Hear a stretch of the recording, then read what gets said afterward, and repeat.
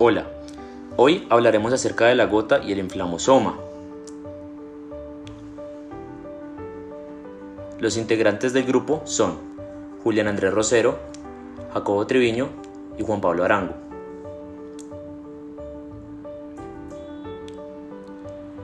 Para la adecuada comprensión del video, queremos empezar introduciendo un poco acerca de la inflamación para así posteriormente poder entender el desarrollo tanto del inflamosoma como de la gota. ¿Qué es la inflamación? La inflamación es una respuesta protectora frente a agentes que pueden ser tanto endógenos como exógenos, en la que participan las células del huésped, los vasos sanguíneos, las proteínas y otros mediadores, que tratan de eliminar la causa inicial de la lesión celular, además de las células y los tejidos necróticos causados por la agresión inicial e iniciar el proceso de reparación. Gracias a los receptores, que pueden ser tanto externos como internos, la célula va a poder reconocer ligandos y van a llevar una activación de la célula para posteriormente secretar citoquinas proinflamatorias como TNF-alfa, IL-1, IL-6 e IL-8.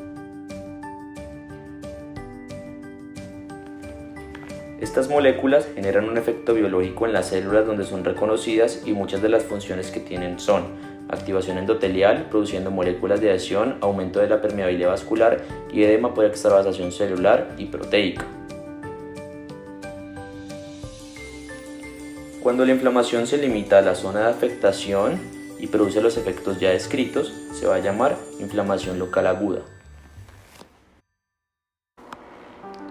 La inflamación puede generar síntomas específicos como calor por fenómeno del rodamiento, dolor por producción de cininas, eritema por vasodilatación llevando a una mayor irrigación y por lo tanto un enrojecimiento de la zona afectada, edema por la extravasación y aumento de la permeabilidad vascular y en algunas ocasiones compromiso de la función motora. Pero entonces, ¿por qué se pueden generar los síntomas sistémicos? La razón por la cual se dan los síntomas sistémicos es porque las citoquinas, especialmente las proinflamatorias de la fase aguda de la inflamación, ejercen un efecto endocrino vía sanguínea a partir del cual pueden actuar en órganos como cerebro, induciendo fiebre gracias a la secreción de prostaglandinas, hígado para la secreción de reactantes de fase aguda, médula ósea estimulando la producción leucocitaria. Por lo tanto, cuando la inflamación afecta más órganos y produce todos los efectos previamente mencionados, se le conoce como inflamación sistémica aguda. Ahora bien, ¿qué desencadena la inflamación y qué mecanismos están implicados? Las células van a ser capaces de sensar estímulos por receptores, tanto extracelulares o de membrana como por ejemplo los tipo TOL, y los receptores citosólicos o intracelulares como por ejemplo los tipo NOD. Los receptores tipo PRRs van a ser capaces de reconocer DAMPs, que son cambios o modificaciones endógenos en la célula, que pueden ser cambios en la concentración iónica y de ATP, desestabilización del fagolisosoma, internalización de cristales insolubles y mecanismos de oxidorreducción. Los PAMs son sustancias exógenas derivadas de microorganismos potencialmente patógenos. Hay varias familias de receptores que se diferenciarán por su ubicación y por las sustancias que van a reconocer. Pero entonces, ¿qué tiene que ver todo esto con el inflamosoma y la gota? Uno de esos receptores es NLR. La mayoría de NLRs se encuentran en células inmunitarias, inflamatorias y en barrera epitelial. Estos receptores van a reconocer PAMs y DAMPs y reclutan otras proteínas para formar complejos transmisores de señales que promueven la inflamación. Este tipo de receptores está compuesto por tres dominios diferentes. Un dominio rico en leucina, que detectará el ligando, un dominio NACHT, que permite unirse a otros NRLs para formar oligómeros, un dominio efector que recluta proteínas para iniciar transmisión de señales. Hay tres subfamilias que usan diferentes dominios efectores para iniciar las señales. Los tres dominios efectores son pirinas, VIR y CARD. NOD1 y NOD2 son miembros de la subfamilia NOD que contienen dominio efector CARD, se expresan en el citosol y responden a peptidoglucano de la pared bacteriana. Cuando los oligómeros de NOD reconocen sus ligandos, se produce un cambio estructural tridimensional que permite a los dominios CARD efectores de las proteínas NOD reclutar múltiples copias de la sinasa RIP2 que activan NF-kappa beta, que promueve la expresión de genes inflamatorios. Hay una subfamilia de los receptores tipo NOD con un dominio efector tipo pirina que reconoce PAMs y DAMs citosólicos y que forma complejos transmisores de señales, inflamosoma, que generan formas activas de las citocinas IL-1 e IL-18 y se llaman NRLP. Hay tres subfamilias de NLRP que tienen su dominio efector tipo pirina, que son IPAF, NLRC4, NLRP3 y NLRP1, que pueden oligomerizarse con otras proteínas para formar el inflamosoma.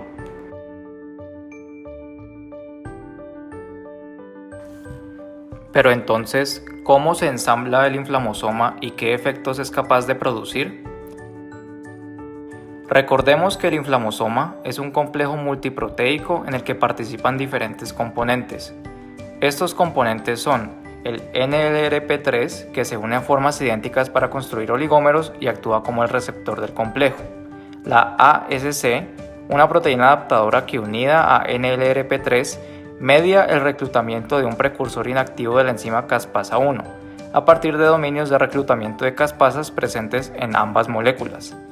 Es entonces a partir del reconocimiento de un antígeno por el NLRP3 que se da la transmisión de señales que permiten el ensamblaje de los componentes que dan forma al inflamosoma funcional.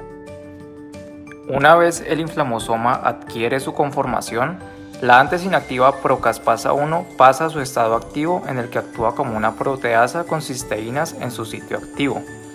Esta proteasa activada es capaz de escindir polipéptidos en el aminoácido aspartato. Cabe resaltar que la activación de esta caspasa solamente ocurre a partir del ensamblaje del inflamosoma. Así, el inflamosoma funcional es capaz de, a través de la caspasa 1 activada, actuar sobre la prointerleuquina 18 y la prointerleuquina 1, lo que media su paso hacia las formas de interleuquina 1 e interleuquina 18 activas. La activación de estas interleuquinas les permite ahora su salida de la célula para ejercer sus efectos proinflamatorios en el organismo.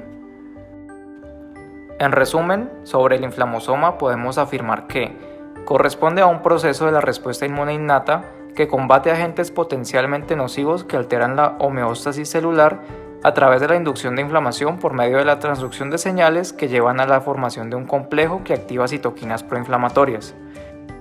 Es además el proceso a partir del cual el organismo se protege por medio de procesos inflamatorios y sienta las bases para la eliminación de las causas del daño con el subsecuente inicio de procesos de reparación. Sin embargo, ¿qué exactamente puede desencadenar este evento inflamatorio?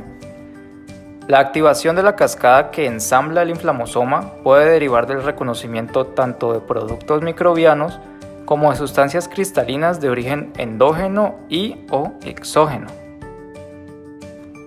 que pueden ser reconocidas por los receptores previamente mencionados e iniciar el ensamblaje del inflamosoma. Pero un momento, si algunas de las sustancias que llevan a la activación del inflamosoma son endógenas, ¿significa que el inflamosoma puede activarse ante antígenos propios? Pues resulta que sí. Efectos como este pueden llevar al fenómeno de la hiperactivación, que puede ser perjudicial para el organismo. La hiperactivación deriva de la estimulación constante de los receptores NLRP3 y la posterior formación del complejo que lleva a la liberación de citoquinas proinflamatorias. Este fenómeno puede ser atribuido a factores genéticos en el caso de mutaciones que promueven la ganancia de función de alguno de los componentes del complejo o simplemente a la sobreestimulación de los receptores. El fenómeno resulta en síndromes periódicos asociados a la criopirina, que se caracterizan por síntomas de inflamación recurrentes como inflamación localizada o fiebre, afectando particularmente intestinos y articulaciones. ¿Quiere decir esto que el inflamosoma y su activación descontrolada está relacionada con enfermedades? En efecto, el inflamosoma se asocia a varias enfermedades tales como aterosclerosis en relación con cristales de colesterol, la diabetes mellitus tipo 2 asociada a lípidos y ácidos grasos libres, la enfermedad de Alzheimer en relación a la amiloide beta y finalmente la gota, nuestro tema de este video, que se asocia a la hiperuricemia y a cristales de urato monosódico. A partir de lo que hemos visto, ¿cómo podríamos definir la gota? Una definición apropiada sería que la gota es una enfermedad inflamatoria común y tratable derivada del depósito crónico de cristales de urato monosódico en las articulaciones por hiperuricemia sistémica que se manifiesta como una artritis a partir de la activación crónica del inflamosoma. Entonces, ¿quiénes son los más afectados por esta enfermedad? La gota es una enfermedad que se manifiesta más en edades avanzadas, sobre todo a partir de los 64 años de edad. No obstante, otros factores predisponentes tales como genética, dieta y hábitos del individuo, así como otros factores como enfermedades de base, promueven la aparición de la gota. A partir de estudios se han identificado ciertas características epidemiológicas de la gota. Por ejemplo, en países en vías de desarrollo, la prevalencia de gota es menor a comparación de los países desarrollados. Además, existe una prevalencia más pronunciada en hombres que en mujeres en una relación aproximada de 4:1. Y en cuanto a Colombia, entre los años 2012 y 2016 hubo alrededor de 70.000 casos confirmados de gota, de los cuales 74% correspondían a pacientes masculinos. Ahora, para una mejor comprensión de la fisiopatología de la enfermedad es válido preguntarse, ¿qué es el ácido úrico y de dónde sale?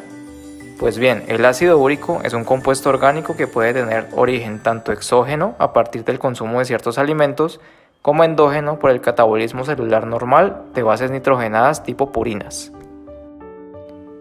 El catabolismo de purinas es el proceso bioquímico a partir del cual purinas como adenina y guanina son degradadas a hipoxantina, que posteriormente pasa a xantina y finalmente al ácido úrico a partir de la enzima xantina oxidasa.